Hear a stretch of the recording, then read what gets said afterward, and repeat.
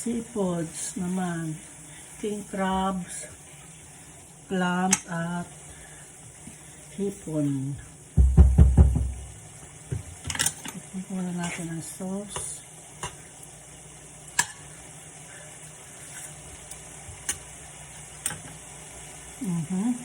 Lagyan natin ng konting tubig.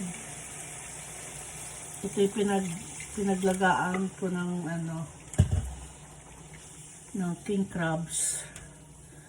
So para ang lasa ay narito.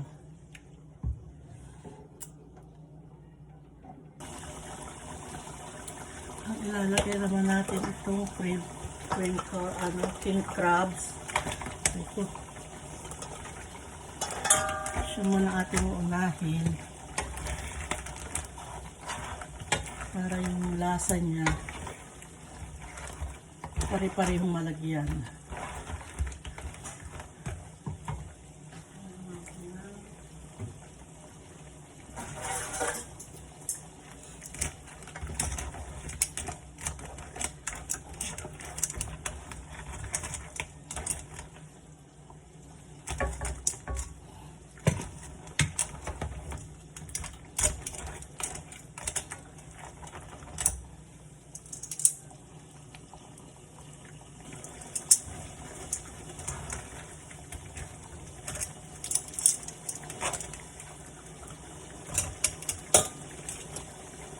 Hipon.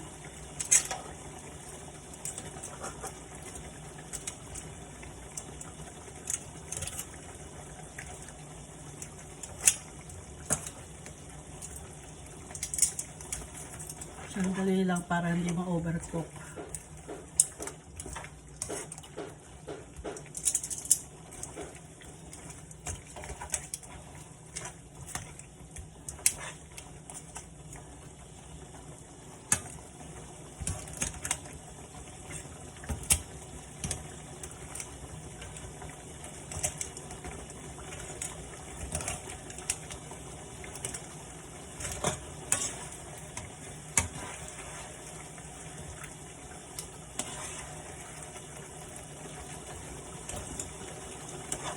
Maliit kasi yung kawali kaya mahirap pagsamasamahin, hindi malalagyan yung iba ng sauce.